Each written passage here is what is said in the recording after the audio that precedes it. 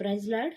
ఈరోజు దేవుని వాగ్దానము జెఫన్యా గ్రంథము 2వ అధ్యాయము 1, 2, 3 వచనాలు చదువుకుందాం. చూడండి. సిగ్గుమాలిన జనులారా కూడిరండి, పొట్టు గాలికి ఎగిరినట్లు సమయము గతించుచున్నది. విధి నిర్ణయం కాకమునిపే, యెహోవా కోపాగ్ని మీ మీదికి రాకమునిపే, మిమ్మును శిక్షించుటకే యెహోవా ఉగ్రత దినము రాకమునిపే కూడిరండి. దేశంలో సాత్వికులై ఆయన న్యాయ విధులను అనుసరించు సమస్త దీనులారా యెహోవాను వెతుకుడి. మీరు వెతికి వినయము గలవారై నీతిని అనుసరించిన ఎడల ఒకవేళ ఆయన ఉగ్రత దినమున మీరు దాచబడుదురు. ఇక్కడ ఎన్ని దేశాలు చెప్తున్నాడంటే ఆ కిందకి అలా చదువుకుంటూ వెళ్ళిపోతుంటే 2వ అధ్యాయంలోని ఎన్ని దేశాలు చెప్తున్నాడో అన్ని దేశాల్లోని ఏ దేశానికి ఏదో జరుగుతుందో కూడా దేవుడు హెచ్చరించేవాడిగా ఉన్నాడండి. అయితే ఏ దేశానికి ఏదో జరుగుతుందో దేవుడు హెచ్చరిస్తున్నాడు. అయితే ఇప్పుడు వాక్యముతో మనందరితో మాట్లాడుతున్నాడు. ఆయన ఏమని మాట్లాడుతున్నాడు? సిగ్గుమాలిన జనులారా. ఏంటంట? తర్వాత మారు మనసు పొందుదామేలే, పిల్లకి పెళ్ళి అయిన తర్వాత పొందుదాంలే, కొడుక్కి ఉద్యోగం వచ్చిన తర్వాత పొందుదాంలే, ఇంకా అప్పుడే వయసు ఏమైపోయింది, ఇంకా చిన్న వయసే కదా, ఇంకా కొంతకాలం ఉండాలి కదా భూమి మీద, ఇంకా కొంతకాలం ఎంజాయ్ చేయాలి కదా అని అనుకుంటున్నామేమో. అయితే ఏమంటున్నాడో, సిగ్గుమాలిన జనులారా ఏమైపోతుందంట? కూడిరండి, పొట్టు గాలికి ఎగిరినట్లు సమయము గతించుచున్నది. ఏం గతిస్తుందండి? సమయము గతిస్తుందండి. మనం పెద్దవారం అవుతున్నామని అనుకుంటాం, కానీ మన వయసు తగ్గిపోతుందనే విషయాన్ని మనం గ్రహించేవారిగా ఉన్నాం. ఏంటండి? మన వయసు తగ్గిపోతుంది. మనం పెద్దవారం అవుతున్నాం అనుకుంటాం, కానీ మన వయసు తగ్గిపోతుందండి.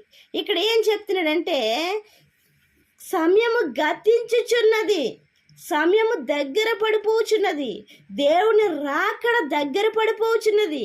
కాబట్టి మీరేం చేయమని చెప్తున్నాడు ఆయన? మీరు దేవుణ్ణి వెతకండి. ఇప్పుడైనా కూడా నిజమైన దేవుణ్ణి, సత్యమైన దేవుణ్ణి, నిన్ను సృష్టించిన సృష్టికర్తని, సృష్టిని పూజించడం కాదు, సృష్టికర్తను పూజించండి. ఎందుకంటే సృష్టికర్తను పూజించినట్టయితే అది ఎలా పూజించాలని చెప్తున్నాడు ఇక్కడ చూడండి. ఆయన కోపాగ్ని మీ మీదకి రాకమునిపే, ఆయన ఉగ్రత దినము రాకమునిపే ముందుగానే మేలుకొనండి అంటున్నాడు. ఇంకా ఏమంటున్నాడు? దేశంలో సాత్వికులై ఆయన న్యాయ విధులను అనుసరించు. ఏమనుసరించాలంట అండి? ఆయన న్యాయ విధులను అనుసరించాలంట. మనలో ఏముండాలి? న్యాయం ఉండాలి, న్యాయ విధులు ఉండాలి. ఇక్కడ వరకు మన కాల పరిమితి ఏంటంట? అక్కడ మించి మనము ప్రవర్తించినట్లయితే దేవునికి విరోధముగా ప్రవర్తించినట్లు అది స్పష్టంగా తెలియజేస్తున్నాడు ఆయన. ఏంటండి? న్యాయ విధులను అనుసరించు. ఏం చేయమంటున్నాడు? అనుసరించు సమస్త దీనులారా అంటున్నాడు. ఎవరమంటండి? మనము సమస్త దీనులము.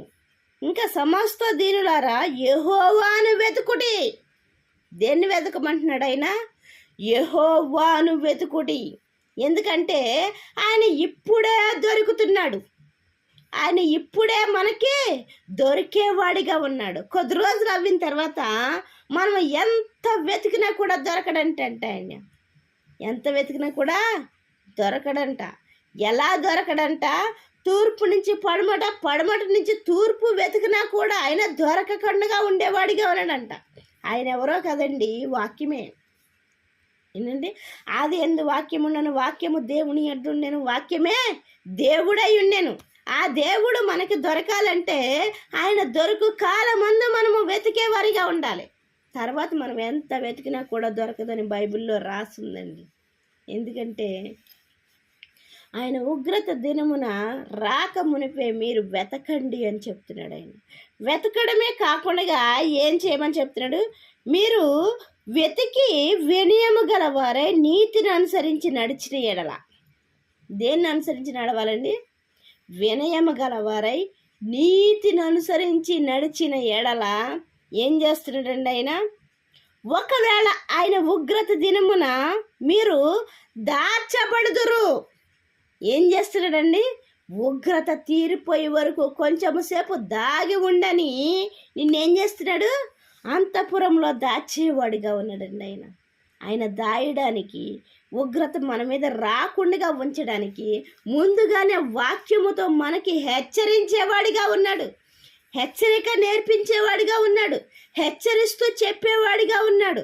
వినకపోయినట్లయితే ఆ యొక్క నరకానికి మనము పోయేవారిగా ఉన్నాం. ఆ యొక్క ఉగ్రతకి గురైపోయేవారిగా ఉన్నాము. జాగ్రత్త, ఆయన వస్తున్నాడు. ఆయన త్వరగా వచ్చుచున్నాడు. ఇంకా సమయము లేదు. ఆయన బయలుదేరుతున్నాడు. కాబట్టి మనము నీతిగా ఉంటూ దీన మనసు గలవారై యెహోవాను వెతికినట్లయితే సమయం గతించిపోవచ్చున్నదని మనము తెలుసుకుని ఆయనకి ఇష్టకరంగా జీవించినట్లయితే ఆయన ఉగ్రత దినమందు మనము దాచబడుతున్నాము. మనకి ఏ హాని కలగకుండా ఆయన దాచేవాడిగా ఉన్నాడు. ఏం చేస్తున్నాడండి? ఆయన దాచేవాడిగా ఉన్నాడు. అంతఃపురంలో పెట్టేవాడిగా ఉన్నాడు. నువ్వు సిద్ధపాటు కలిగి ఉన్నట్లయితే, నువ్వు పెండ్లి కుమార్తెగా ఆయన వరుడుగా వస్తున్నాడు కాబట్టి నువ్వు వధువు సంఘముగా సిద్ధపాటు కలిగి ఉన్నట్లయితే నిన్ను అంతఃపురంలో పెడుతున్నాడు. అంతఃపురంలో దాచేవాడిగా ఉన్నాడు. ఉగ్రత తీరిపోయే వరకు కొంచెం సేపు దాగి ఉండనైనా హెచ్చరించేవాడిగా ఉన్నాడు. అయితే దేవుడు దాయడానికి సిద్ధంగానే ఉన్నాడు. ఉగ్రత మన మీదకి రాకుండా ఉంచడానికి సిద్ధంగానే ఉన్నాడు. కానీ మనమే సమయాన్ని ఏం చేస్తున్నామండి? వృధా చేసుకునేవారిగా ఉంటున్నాం.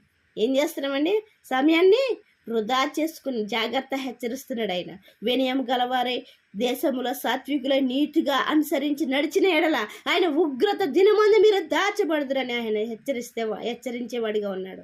ఈ యొక్క మాటలు మన జీవితంలో ఫలించాలని మనము సిద్ధపాటు కలిగి ఉందాం. దేవుని వెతికే వారిగా ఉందాం. దేవుడిచ్చిన పరిశుద్ధ వాక్యం దీవించిన గాక. వాక్య పరిచర్యలో మీ సహోదరి.